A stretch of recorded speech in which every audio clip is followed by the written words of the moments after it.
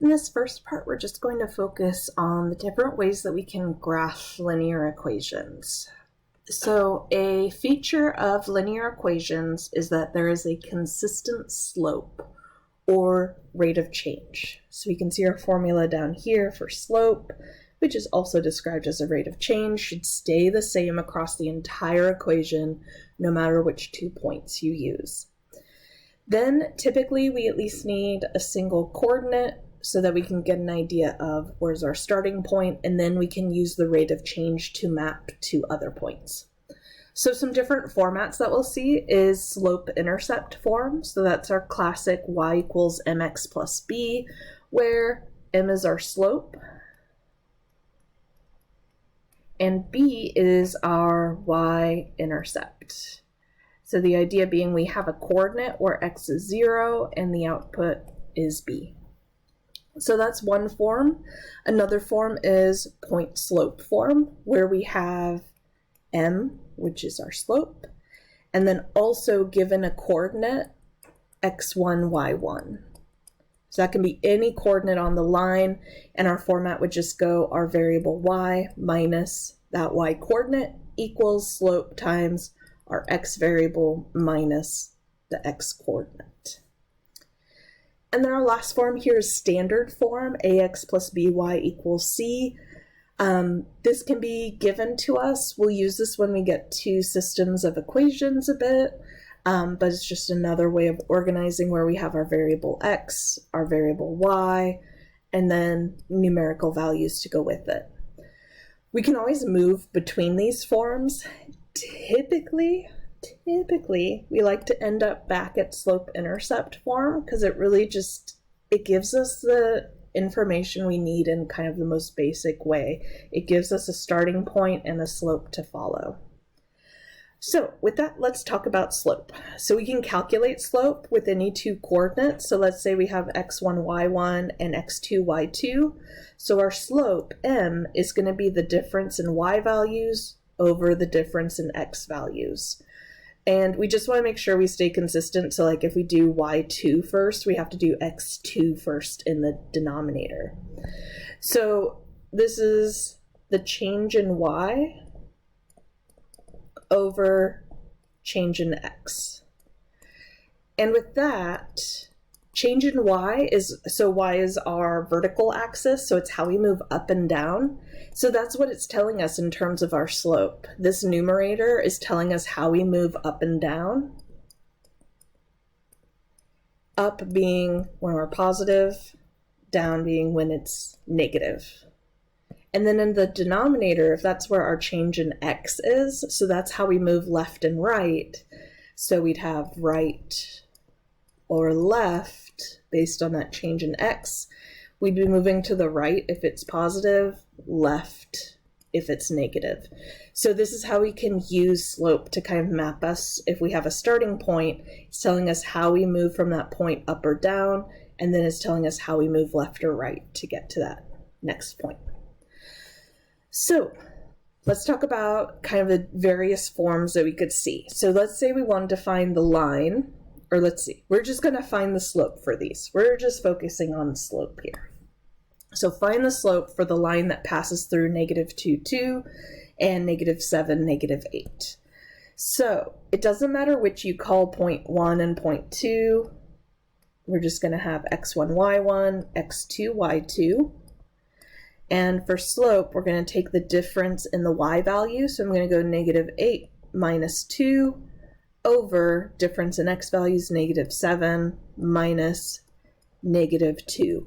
And when you have these negatives hanging out, parentheses can be really helpful. Subtraction is part of the structure of slope, so make sure you have subtraction, but like in that denominator, I have subtraction of a -2. So then I could see -8 minus 2, so that's a -10, over, and that's really -7 plus 2, so that's a -5. And then we could simplify down, so that's m equals -10 divided by -5 is a +2. So that would give us our slope. If we wanted to find the slope given the equation of the line, so y equals 5, have 5 divided by 2 times x minus 8. Well, this is our y equals mx plus b form. So whatever's multiplying with x, that is our slope. So with this one, no calculation needed, m equals 5/2. And just so you know, this could have been written y equals -8 plus 5/2 x, and still 5/2 would be the slope. So the slope is what's multiplying with our x variable. So just be careful of that, in that the order can move around because of that commutative property. So just go looking for the slope of what's multiplying with x there. Okay, let's say we're given a graph and we want to find slope. So to find the slope, I need 2 coordinates. And what I go looking for is just 2 coordinates that land nicely at an intersection point. So like out here, we have this nice intersection at -4, 20. Be sure to pay attention to the scale of the x and y axes here. And I'm going to go looking for another nice easy point to read, which looks like out here. That looks pretty nice at 3, -30. Now, that gives us 2 coordinates, so we could do what we did in that first example of just set up our fraction and the difference of values. That absolutely works. What I want to show you this one is kind of a visual of how we could kind of walk from one coordinate to the other if we could only move up and down or left and right. So let's say I'm starting at that -4, 20. Well, to get to 3, -30, I would need to go down until I reach y equals -30, and then I would go to the right until we reached x equals 3. So moving downward, so down is going to be a negative value like I was describing up above here. So we're moving down, which is negative, and we move down by 10, 20, 30, 40, 50 units. And then we go to the right, which moving to the right is a positive value. And we move to the right 1, 2, 3, 4, 5, 6, 7. So my slope is going to be how we move up and down, which we move down 50, divided by how we move left and right, which we move to the right 7. So this is going to be a slope of -50 divided by 7. And we could check that, like I said, with those coordinates. So what we would have had -30 minus 20 over 3 minus a -4, which is -50 over 7. So we could have also calculated it that way, but I like this kind of visual because that'll help when we start graphing things. Something to notice is this difference of types of slopes. We have positive and negative slopes coming through. So this graph we just looked at has a negative slope, and we could kind of see that because it is decreasing. It's going downward as we read left to right. With this +5/2 and +2, what we would have seen is an increasing slope. So our graph would have been going up as we moved left to right. So some types of slopes are the positive slope is moving upward. Negative slope is going downward as we read from left to right.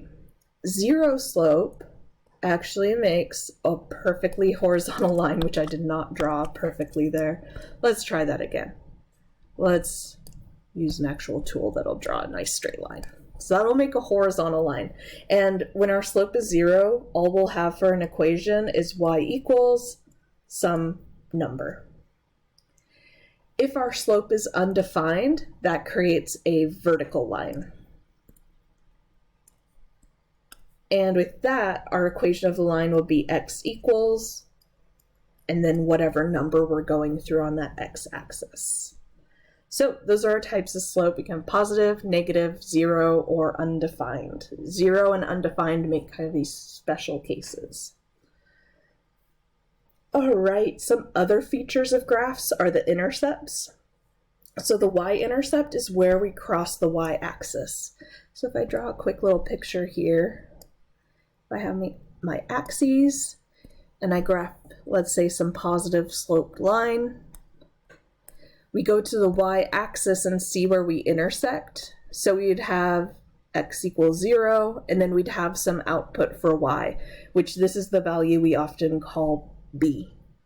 So that point would be our y-intercept, where we have x equals 0, output of b. For the x-intercept, when we graph a line, there should just be one x-intercept.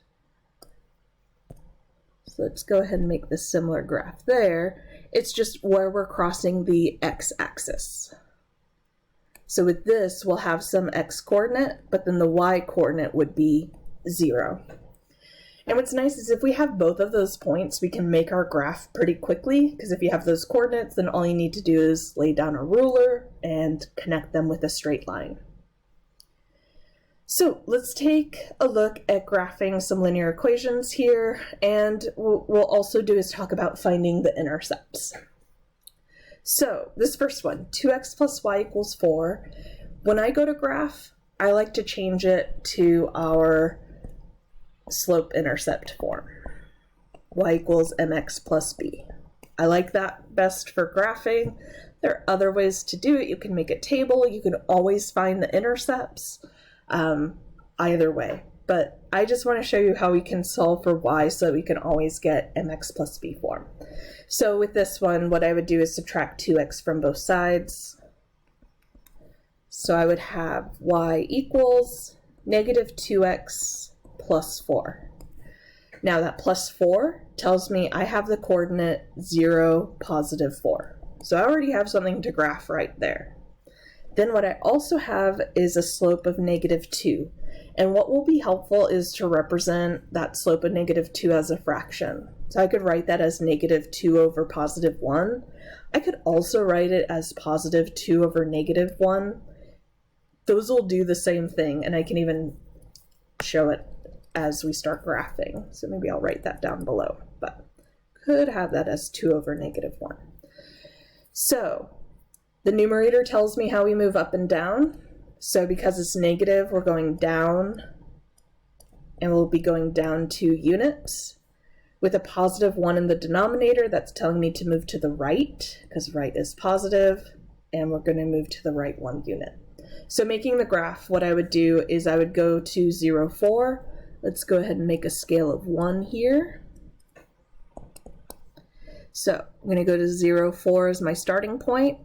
And then I'm going to follow that map of down 2, right 1. So I'm going to go down 2, right 1. And then what you could do is keep following that map, down 2, right 1, down 2, right 1, down 2, right 1, until you get enough points so that you can really graph it clearly. Really, the minimum is 2 points, but the more you have, the better. So with that, I can connect those and make the graph. And then just to show you how we could have used the other slope, so with a positive 2 in the numerator, that would be telling me to go up 2, and then with the negative 1 in the denominator, that would tell me to go left 1. So let's say I was at 0, 4, I could have gone up 2, left 1, and that would get me to a point on the line as well. So either direction works there. Okay, the x and y intercepts is just a matter of plugging in zeros. So for x-intercept, we're plugging in y equals 0. So what I could do is use that original form, so 2x plus y equals 4, but where I have y, I'm going to substitute in 0. So I have 2x plus 0 equals 4, so 2x is equal to 4, divide by 2, so x equals 2. So that tells me I have the coordinate 2, 0. And then for y-intercept, same thing, I'm just plugging in 0 for x. So I'm going to have 2 times 0 plus y equals 4, which is y equals 4. So that tells me I have the coordinate 0, 4. And again, with that, we could have just graphed those two coordinates, so 0, 4, 2, 0, and connected them, and that would make the same line. Okay, let's take a look at a few more examples here. So, actually with this form, let's go ahead and just go with the intercepts. So let's say I want to find the x-intercept. So that would be 5 times x minus 6 times 0 equals negative 90, which is 5x equals negative 90. Divide by 5, negative 18. Nope, 16. Oh, not trusting my mental math today. So 90 divided by 5, 18. I should have gone with it. Knew it. All right, negative 18. So we know we have the coordinate negative 18, 0. Then for the y-intercept, we have 5 times 0 minus 6 times y equals negative 90. So we have negative 6y equals negative 90. Divide both sides by negative 6. So we're going to have y equals positive 15. So we also have the coordinate 0, 15. So looking at my graph, I'm going to need a scale so that I see those coordinates. I'm thinking a scale of 2s might be nice. Let's see here. So negative 18, 0. So I go 2, 4, 6, 8, 10, 12, 14, 16, 18.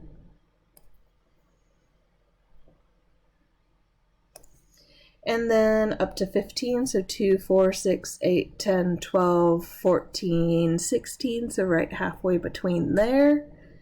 And that would do it. We could just connect those for our straight line between those 2 points. Is perfect. But again, we could have solved for y there and had the slope-intercept form. That absolutely would have worked too. All right, y equals negative 3x minus 2. This is set up very nicely for our our slope-intercept form. So we're going to have the coordinate 0, negative 2. We also have the slope of negative 3, which I'll rewrite as negative 3 over 1. Which tells me to go down 3, right 1. So let's go ahead with a scale of 1s for our graph. And I have 0, negative 2. And we're going to go down 3, right 1. Down 3, right 1. And then we could go in the reverse to get some more coordinates. And then we connect them with a straight line. All right, but let's still find our intercepts here. Looks like we should get negative 2 for our y-intercept, and it looks like our x-intercept might be a little messy, but that'll be fine. So for y-intercept, we're going y equals negative 3 times 0 minus 2. So we're getting our y equals negative 2. Perfect. For the x-intercept, we're going to have 0 equals negative 3x minus 2. I'm going to go ahead and add 3x to both sides. Divide by 3. So x is a negative 2/3. So that's where that kind of messy fraction is coming in. But that does look like about negative 2/3 on our graph there.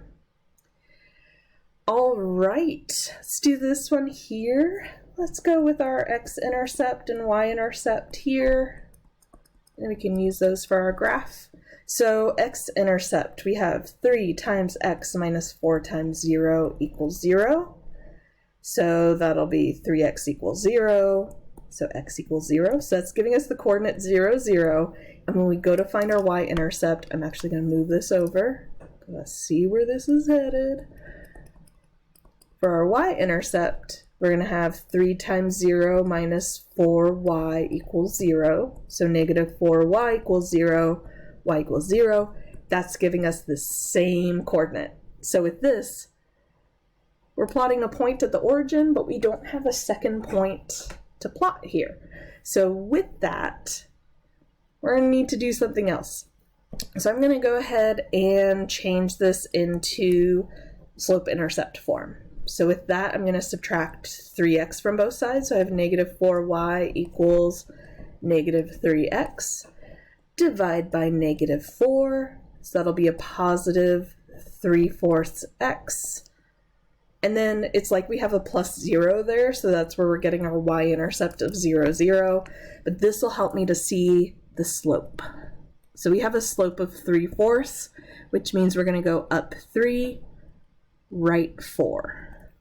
All right, so using that, we'll start at 0, 0. Let's set a scale of 1 here. So we're going to go up 3, right 4, up 3, right 4. And we could go in the other direction too and connect those dots.